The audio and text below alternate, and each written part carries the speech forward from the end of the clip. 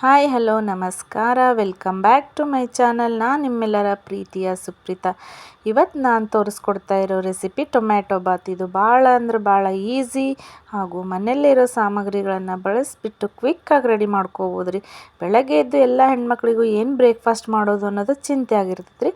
ಈ ರೀತಿ ಟೊಮ್ಯಾಟೊ ಬಾತ್ನ ಮಾಡ್ಕೊಂಡು ನೋಡಿರಿ. ಬಾರಿ ಹಂಗಿದ್ರೆ ಹೆಂಗೆ ಮಾಡೋದು ಅಂತ ನೋಡ್ಕೊಂಬಂದ್ಬಿಡೋಣ. ಇಲ್ಲಿ ನಾನು ಒಂದು ಈರುಳ್ಳಿನ ಈ ರೀತಿ ಉದ್ದ ಕಟ್ ಮಾಡಿ ಇಟ್ಕೊಂಡಿದ್ದೀನಿ ರೀ. ಸ್ವಲ್ಪ ಚಕ್ಕೆ, ಒಂದು ಸ್ವಲ್ಪ ಹಸಿ ಕೊಬ್ಬರಿ ಹಾಗೂ ಒಂದು 3-4 ಎಸಳಷ್ಟು ಶುಂಠಿ, ಸ್ವಲ್ಪ ಕೊತ್ತಂಬರಿನ ತೊಗೊಂಡಿದ್ದೀನಿ ರೀ. ಈಗ ನಾನು ಈರುಳ್ಳಿ ಒಂದನ್ನು ಬಿಟ್ಟು ಇವನ್ನೆಲ್ಲವೂ ಮಿಕ್ಸಿ ಜಾರಿಗೆ ಹಾಕ್ಕೊಂಡು ರುಬ್ಕೋತೀನಿ ರೀ. ಇಲ್ಲಿ ನಾನು ಒಂದು 8ರಿಂದ 10 ಟೊಮ್ಯಾಟೊನ ಈ ರೀತಿ ಉದ್ದಾಗಿ ಕಟ್ ಮಾಡಿ ಇಟ್ಕೊಂಡಿದ್ದೀನಿ ರೀ. ಈಗ ನಾನು ಇವನ್ನೆಲ್ಲ ಮಿಕ್ಸರ್ಗೆ ಹಾಕ್ಕೊಂಡ್ಬಿಡ್ತೀನಿ. ಈರುಳ್ಳಿ ಒಂದನ್ನು ಒಗ್ಗರಣೆ ಹಾಕ್ಕೊಂಡು ಇಟ್ಕೊಂಡು ಇನ್ನು ಉಳಿದಷ್ಟನ್ನು ಮಿಕ್ಸರಿಗೆ ಹಾಕ್ಕೋತೀನಿ ರೀ. ಮಿಕ್ಸಿಗೆ ಹಾಕ್ಕೊಂಡು ಇದನ್ನು ರುಬ್ಕೊಂಬಂದ್ಬಿಡೋಣ. ಟೊಮ್ಯಾಟೋನ ನಾನು ಇದೆಲ್ಲ ಸ್ವಲ್ಪ ಸಣ್ಣಾಗಿ ರುಬ್ಬಾದಮೇಲೆ ಟೊಮ್ಯಾಟೋನ ಹಾಕ್ಕೋತೀನಿ ರೀ ಇದೇ ಮಿಕ್ಸಿ ಜಾರಿಗೆ. ಅಲ್ಲಿವರೆಗೂ ಈಗ ನಾನು ಇದನ್ನಷ್ಟೇ ರುಬ್ಕೋತೀನಿ ನೋಡಿರಿ. ಈಗ ರುಬ್ಕೊಂಬಂದ್ಬಿಡೋಣ. ಟೊಮ್ಯಾಟೊ ಇವನ್ನೆಲ್ಲ ಒಂದೇ ಸರಿ ಹಾಕಿಬಿಟ್ರೆ ಸರಿಯಾಗಿ ನುಣ್ಣಗಾಗಂಗಿಲ್ಲ ರೀ. ಅದಕ್ಕೆ ಸಪ್ರೇಟಾಗಿನ ರುಬ್ಕೋಬೇಕು ನೋಡಿರಿ. ಇದು ಈ ರೀತಿಯಾಗಿ ರುಬ್ಬಿದ್ದೀನಿ. ಇಷ್ಟು ಸಾಕ್ರಿ. ಇದಕ್ಕೆ ನಾನೀಗ ಅಷ್ಟು ಟೊಮ್ಯಾಟೊನ ಮಿಕ್ಸ್ ಮಾಡ್ಕೋತೀನಿ. ಅಷ್ಟು ಟೊಮ್ಯಾಟೊನ ಹಾಕ್ಕೊಂಬಿಟ್ಟು ಮಿಕ್ಸರ್ಗೆ ಹಾಕ್ಕೋತೀನಿ ರೀ. ಮಿಕ್ಸರ್ಗೆ ಹಾಕ್ಕೊಂಡಾದ್ಮೇಲೆ ನಮಗೆ ತೋರಿಸ್ತೀನಿ ನೋಡಿರಿ. ಈಗ ರೆಡಿ ಆಯಿತು. ಈ ಥರ ಬಂದೈತಿ. ಇಷ್ಟು ನುಣ್ಣಗೆ ಸಾಕ್ರಿ. ಟೊಮ್ಯಾಟೊನ ಹೆಚ್ಚಿ ಕೂಡ ಹಾಕ್ಕೋಬೋದು ರೀ. ಆದರೆ ಹೆಚ್ಚು ಹಾಕಿದ್ರೆ ಮಕ್ಕಳೆಲ್ಲ ಎತ್ತಿಟ್ಬಿಡ್ತಾವೆ. ಇಲ್ಲಿ ನಾನು 3/4 kg ಆಗೋಷ್ಟು ಅಕ್ಕಿನ ತೊಳೆದ್ಬಿಟ್ಟು ಈ ರೀತಿ ನೆನೆಯೋಕೆ ಇಟ್ಕೊಂಡಿದ್ದೀನಿ ರೀ.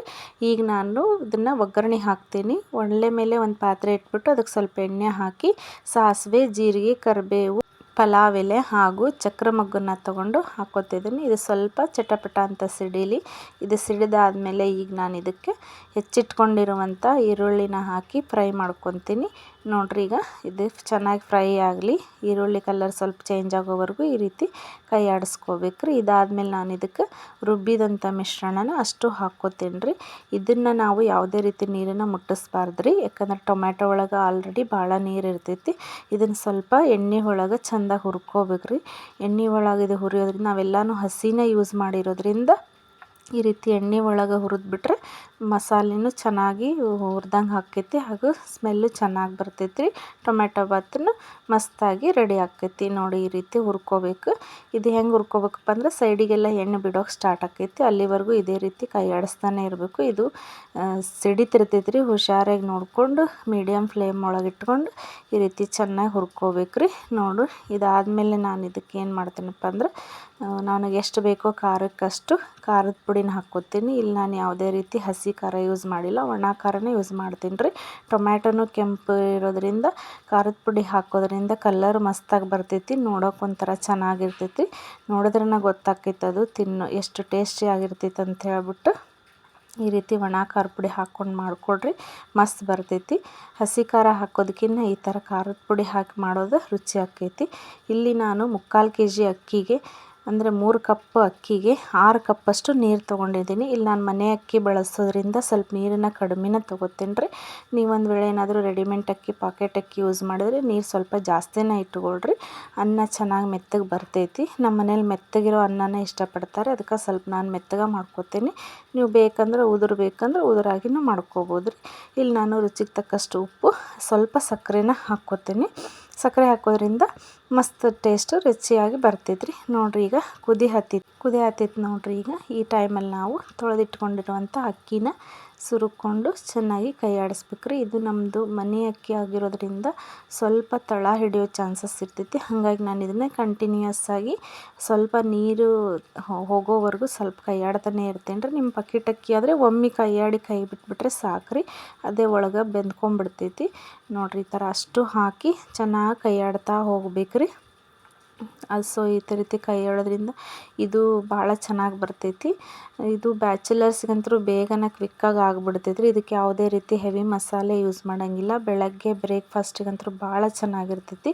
ನೀವು ಕೂಡ ಟ್ರೈ ಮಾಡಿ ನೋಡಿ. ನೀವೇ ನೋಡಿರ್ಬೋದು, ಇಲ್ಲಿ ನಾನು ಯಾವುದೇ ರೀತಿ ಹೊರಗಿನ ಮಸಾಲೆ ಪದಾರ್ಥನ ಯಾವುದನ್ನು ನಾನು ಬಳಸಿಲ್ಲ ರೀ. ಮನೆಯಲ್ಲೇ ಏನೈತಲ್ಲ ಅದನ್ನು ಹಾಕ್ಕೊಂಡು ಈಸಿಯಾಗಿ ಮಾಡ್ಕೊತಾ ಇದ್ದೀನಿ. ಇದಕ್ಕೆ ನೀವು ಬಟಾಣಿನೂ ಹಾಕ್ಕೋಬೋದು ರೀ. ಪುದೀನ ಇದ್ರಂತೂ ಇನ್ನೂ ಚೆನ್ನಾಗಿ ಆಕ್ಕೈತಿ. ಬಟ್ ನನ್ನ ಕಡೆ ಪುದೀನ ಇರಲಿಲ್ಲ, ಸೊ ಅದಕ್ಕೋಸ್ಕರ ನಾನು ಹಾಕಲಿಲ್ಲ ರೀ. ನೀವು ಇತ್ತಂದರೆ ಖಂಡಿತ ಹಾಕ್ಕೊಳ್ರಿ, ಮಸ್ತ್ ಬರ್ತೈತಿ. ಸ್ವಲ್ಪ ಕಸ್ತೂರಿ ಮೇಥಿನೂ ಹಾಕ್ಕೋಬೋದು ರೀ, ಏನು ತೊಂದರೆ ಇಲ್ಲ, ಚೆನ್ನಾಗಿ ಆಕೈತಿ ಟೇಸ್ಟು. ನಾನು ಯಾವುದನ್ನು ಹಾಕಿಲ್ರಿ, ಇದನ್ನು ದಿಢೀರ್ ಅಂತ ಮಾಡ್ತಾ ಇರೋದ್ರಿಂದ ಏನೈತಲ್ಲ ಅದ್ರೊಳಗೆ ಹಾಕಿ ಮಾಡ್ತಾಯಿದ್ದೀನಿ. ಬಟಾಣಿಯಿಂದ ಹಾಕಿದ್ರಂತೂ ಇನ್ನೂ ಚೆನ್ನಾಗಿ ಆಕೈತಿ ನೋಡಿ. ಲಾಸ್ಟಲ್ಲಿ ಈ ರೀತಿ 70% ನೀರೆಲ್ಲ ಹೋಗಿ ಆದಮೇಲೆ ಈ ಥರ ಕೊತ್ತಂಬರಿನ ಮೇಲ್ಗಡೆ ಉದುರಿಸ್ಬಿಟ್ಟು ಇನ್ನೊಂದು ಸ್ವಲ್ಪ ಚೆನ್ನಾಗಿ ಕೈಯಾಡಿಸಿಬಿಟ್ಟು ಒಂದು 2ರಿಂದ 3 ನಿಮಿಷ ಬಾಯಿ ಮುಚ್ಚಿಬಿಟ್ಟು ಅನ್ನನ ಅಳ್ಳೋಕೆ ಬಿಟ್ಬಿಡ್ರಿ. ಅನ್ನ ಅಳ್ಳಿದ್ರನ ಮಸ್ತ್ ಆಕೈತಿ. ನಾನು ಇಲ್ಲಿ ಕುಕ್ಕರ್ನ ಯೂಸ್ ಮಾಡ್ತಿಲ್ಲ, ಪಾತ್ರೆ ಒಳಗೆ ಮಾಡ್ತಿರೋದ್ರಿಂದ ಅನ್ನ ಭಾಳ ಚೆನ್ನಾಗಿ ಬರ್ತೈತಿ. ಕುಕ್ಕರ್ ಒಳಗಂದ್ರೆ ಈ ರೀತಿ ಯಾವುದೇ ರೀತಿ ಹೆವಿ ಪ್ರೊಸೀಜರ್ ಇರೋಂಗಿಲ್ಲ, ಎಲ್ಲ ಒಮ್ಮೆಲೆ ಹಾಕಿ ಕುದಿಯೋಕೆ ಇಟ್ಬಿಟ್ರೆ ಸಿಟಿ ಹೊಡೆಸಿದ್ರೆ ರೆಡಿ ಆಗಿಬಿಡ್ತೈತಿ. ಆದರೆ ಈ ರೀತಿ ಪಾತ್ರೆ ಒಳಗೆ ಮಾಡೋದ್ರಿಂದ ಅದ್ರ ಟೇಸ್ಟನ್ನ ಬೇರೆ ಆಕೈತ್ರಿ. ನೋಡಿರಿ ಇಲ್ಲಿ ಅನ್ನ ರೆಡಿ ಆಯ್ತು ನೋಡಿರಿ, ಎಷ್ಟು ಚೆನ್ನಾಗಿ ಬಂದೈತೆ ಅಂತ ಹೇಳ್ಬಿಟ್ಟು. ಭಾಳ ಅಂದ್ರೆ ಭಾಳ ಈಸಿ ಇರ್ತೈತಿ ರೀ, ಬೇಗನೆ ಮಾಡ್ಕೋಬೋದು. ಬೆಳಗ್ಗೆ ಬ್ರೇಕ್ಫಾಸ್ಟ್ ಅಂತಗಂತೂ ಮಸ್ತ್ ಇರ್ತೈತಿ. ಯಾಕಂದ್ರೆ ಇಲ್ಲಿ ಹೆವಿ ಮಸಾಲೆ ಯಾವುದನ್ನು ನಾವು ಬಳಸಿಲ್ಲ ರೀ, ಲೈಟಾಗಿ ಮೈಲ್ಡಾಗಿ ತಿನ್ನೋದಕ್ಕೂ ಟೇಸ್ಟಿಯಾಗಿರ್ತೈತಿ ರೀ. ನೋಡಿದ್ರಲ್ಲ ಮಸ್ತ್ ಐತಿ. ಈ ರೆಸಿಪಿ ನಿಮಗೆ ಇಷ್ಟ ಆಗಿತ್ತು ಅಂತ ತಿಳ್ಕೊತೀನಿ. ಇಷ್ಟ ಆಗಿತ್ತಂದ್ರೆ ಖಂಡಿತ ಲೈಕ್ ಮಾಡಿ, ಶೇರ್ ಮಾಡಿ, ನನ್ನ ವಿಡಿಯೋಗಳನ್ನು ಸಬ್ಸ್ಕ್ರೈಬ್ ಮಾಡ್ಕೊಂಡು ನೋಡಿ. Thank you to watching.